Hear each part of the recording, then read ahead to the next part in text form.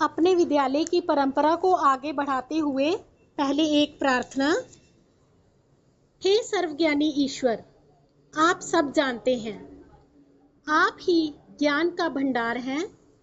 हमारे मन को अपनी ज्योति से आलोकित कीजिए ताकि हम अपने ज्ञान में वृद्धि कर सकें।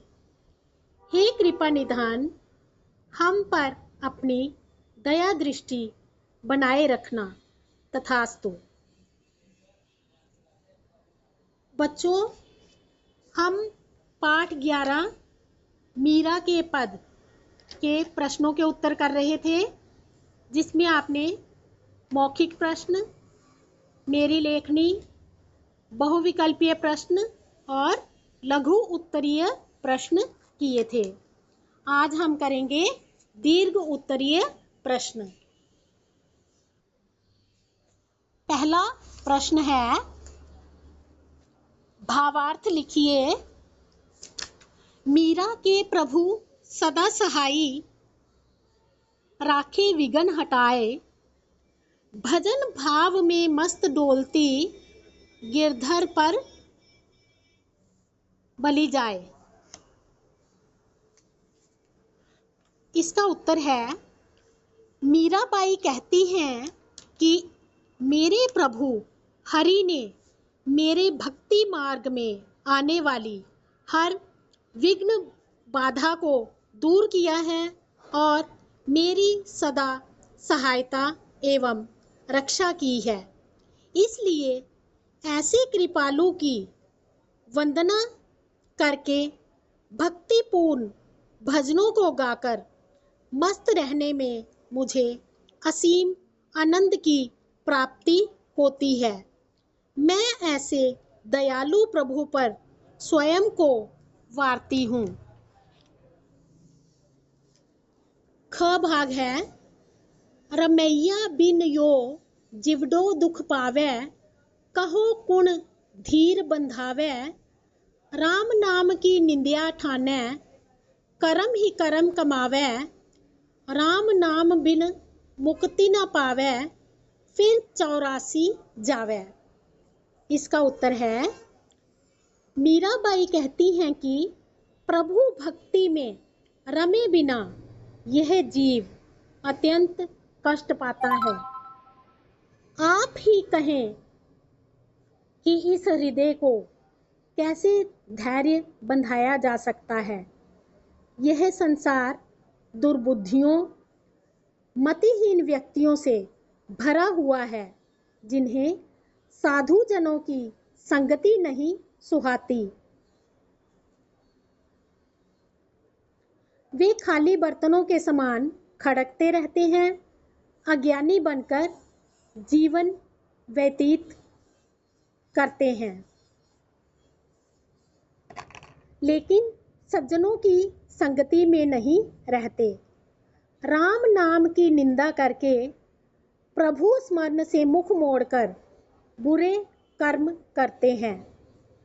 84 लाख योनियों से मुक्ति पाने का एकमात्र उपाय प्रभु का नाम है। राम नाम के स्मरण के बिना उनकी मुक्ति संभव नहीं है। जीवन मरण के चक्र में वे उलझ कर रह जाएंगे। नेक्स्ट है, जन्म जन्म की पूंजी पाई, जग में सभी खोवायो। खर्चे नाही को चोर न लेवें, दिन दिन बढ़त सवायो। इसका भावार्थ है, मीराबाई कहती हैं कि मुझ पर प्रभु की कृपा हुई है, तभी मुझे उनकी अनमोल भक्ति का प्रसाद मिला है। इस प्रसाद को ग्रहण करके मैं प्रभु की कृपा पात्र बन गई हूँ। मैंने इस भक्ति रूपी धन की प्राप्ति से मानो जन्मों की पूंजी अर्जित कर ली है और भौतिक सुख साधनों, रिश्ते नातों का त्याग कर दिया है। यह पूंजी ऐसी है जो खर्च करने से समाप्त नहीं होती बल्कि दिन दूनी रात चौगुनी बढ़ती है। अगला प्रश्न है, प्रभु ने मीरा की रक्षा किस प्रकार की?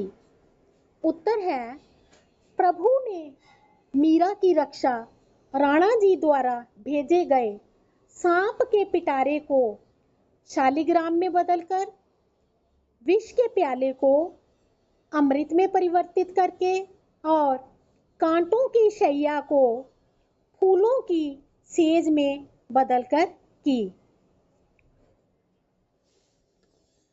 नेक्स्ट क्वेश्चन इज, मीरा के गुरु ने उन पर किस प्रकार कृपा की? आंसर इज, मीरा के गुरु ने उन्हें प्रभु नाम रूपी नाव पर चढ़ाया है। उस नाव की पतवार संभालने वाले, भव सागर से पार उतारने वाले स्वयं सद्गुरु हैं। अब आगे है भाषा और व्याकरण।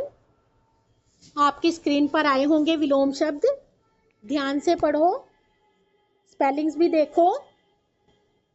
पहला शब्द है कुबुद्धि, इसका विलोम शब्द है सुबुद्धि। मुक्ति,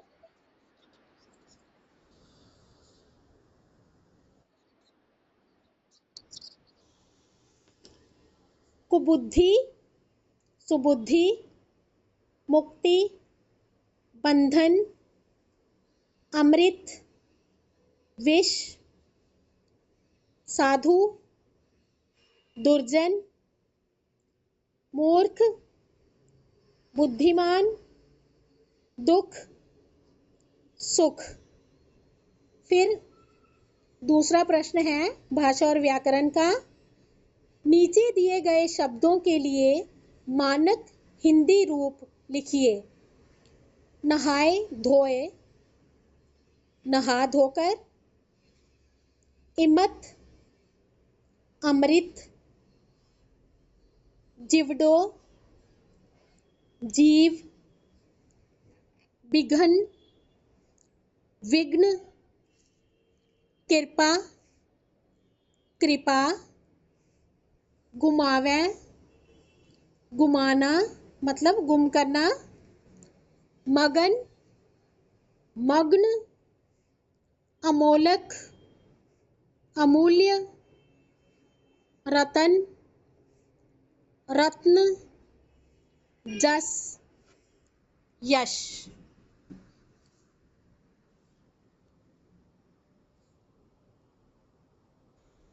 अब अगला प्रश्न है, वाक्य बनाइए।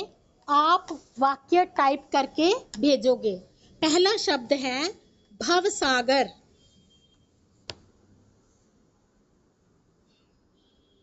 टाइप कीजिए।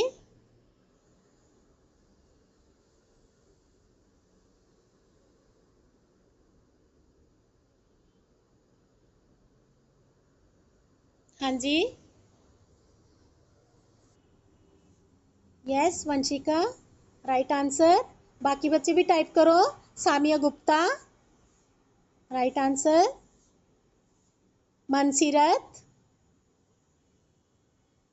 ठीक है।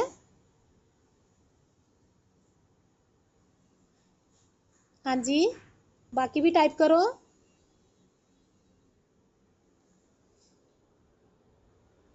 दीक्षा चौधरी, अनहद सही नहीं है।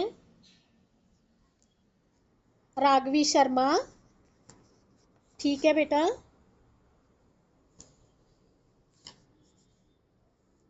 मन्नत शर्मा,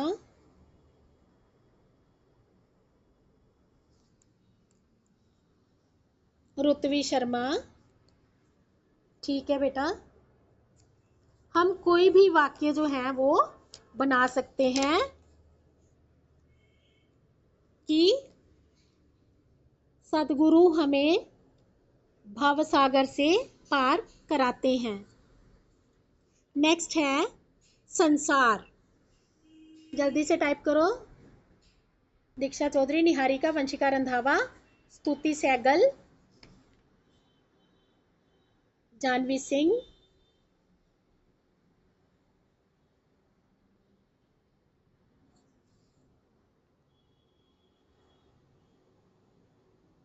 मन्नत शर्मा, अर्शदीप कौर। कोई भी सेंटेंस आप बना सकते हो, ठीक है। बृद्धि शर्मा, इस संसार में कई प्रकार के लोग हैं, अनहद संसार बहुत बड़ा है। मृगाक्षी, हमें अपने संसार को साफ रखना चाहिए।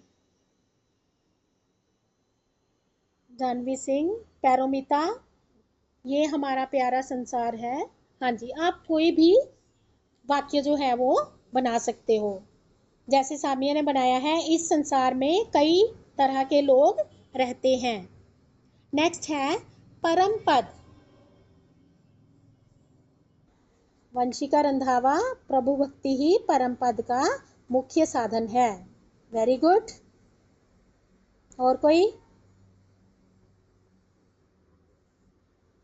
मनसीरत, बेटा आपने वंशिका रंधावा जैसे ही बनाया है, कोई नया वाक्य बनाओ।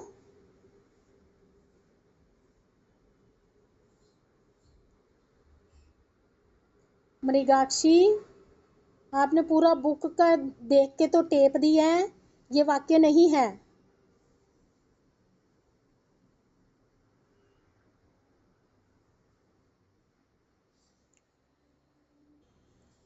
स्तुति, मीरा जी के मन में। आगे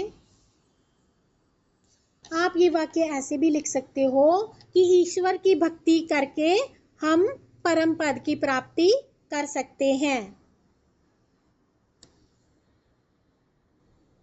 नेक्स्ट है रतन। बृद्धि शर्मा, वेरी गुड। हमारे माता पिता हमारे अनमोल रतन हैं।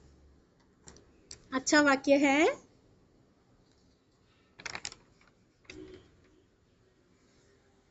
मन्नत शर्मा, रतन बहुत किस्म के होते हैं। मृगाक्षी, मीरा ने राम रतन धन पाया। हाँ जी, आप कोई भी वाक्य जो है वो बना सकते हो।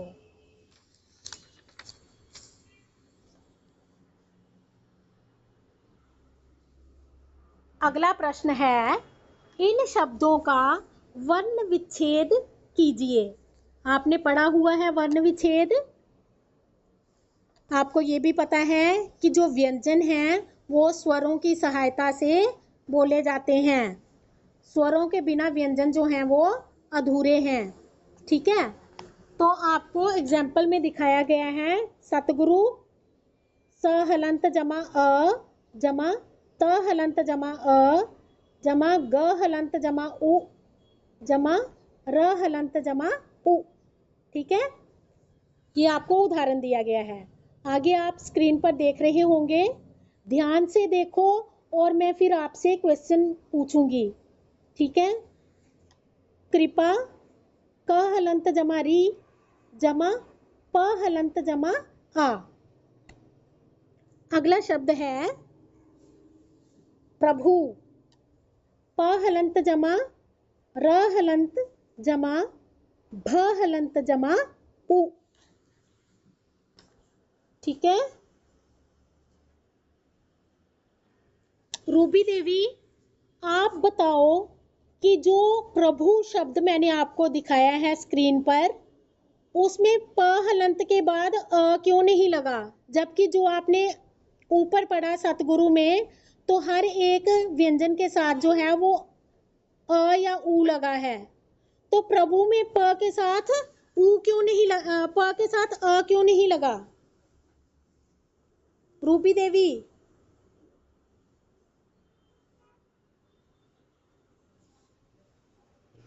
यस। स्तुति, स्तुति सहगल, वेरी गुड स्तुति। बेटा सबको पता होना चाहिए कि इसमें पूरी साउंड नहीं आ रही है, पूरी आवाज नहीं आ रही है, आधी आवाज आ रही है प्र, ठीक है। अगर पर होता फिर ठीक था, लेकिन प्र है तो इसलिए प भी हलंत आएगा और र भी हलंत आएगा। अब भू है तो पूरी आवाज आ रही है, इसलिए भ हलंत के साथ उ आएगा। ठीक है, इज इट क्लियर? ओके बच्चों, अगला प्रश्न है, गिरिधर समस्त पद के विग्रह का सही विकल्प बताइए। इसमें आपने बताना है कि यह बहुव्रीहि समास है या कर्मधारय समास है। फर्स्ट टर्म से पहले मैंने आपको वीडियो भेजी थी समास की, आपको याद होगा। फिर भी मैं आपको एक बार फिर से बता दूं कि कर्मधारय और बहुव्रीहि समास में क्या अंतर है। ये प्रश्न करने से पहले आपको पता होना चाहिए। कर्मधारय समास के दोनों पदों में विशेषण, विशेष्य और उपमेय, उपमान का संबंध होता है, जबकि बहुव्रीहि समास में दोनों पद मिलकर किसी तीसरे पद की विशेषता प्रकट करते हैं। जैसे कमल नयन, कमल के समान नयन, ये क्या हो गया? कर्मधारय समास, इसमें संबंध बताया गया है। जबकि बहुव्रीहि समास में क्या होगा? कमल के समान नयन है जिसके, अर्थात कृष्ण, कृष्ण के बारे में बताया गया है। ठीक है, विशेषण विशेष्य आपने पढ़ा हुआ है। संज्ञा या सर्वनाम की विशेषता बताने वाले शब्दों को विशेषण कहते हैं। जिस शब्द की विशेषता बताई जाती है उसे विशेष्य कहते हैं। उपमेय, उपमान भी पढ़ा है आपने। उपमेय होता है जिसकी तुलना की जाए और उपमान होता है जिससे तुलना की जाए। ठीक है, अभी आप आंसर टाइप करके भेजोगे। 4 वाक्य आपको दिए गए हैं, आपने इसमें सही विकल्प बताना है।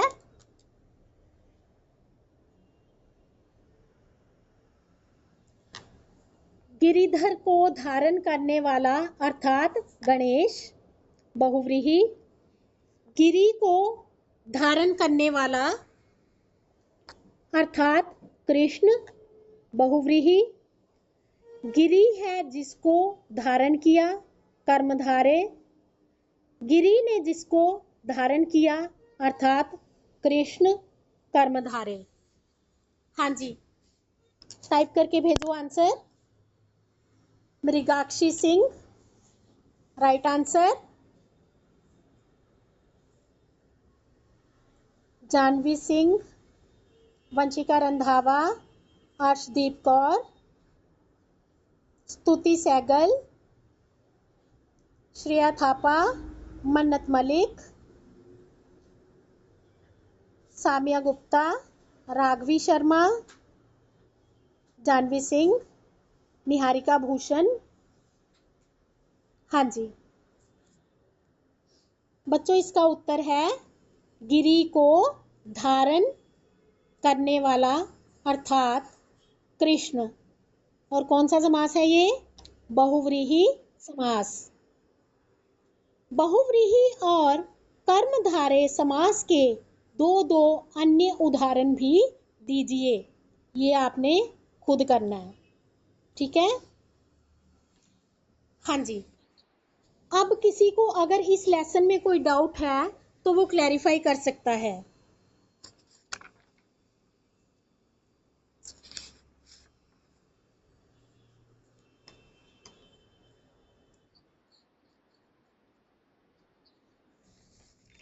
बेटा, परम पद जो है होता है मुक्ति, मोक्ष। ठीक है, और कोई? किसका बेटा?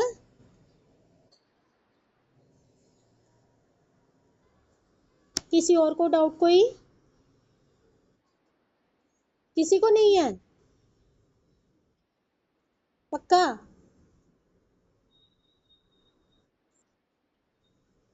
ठीक है।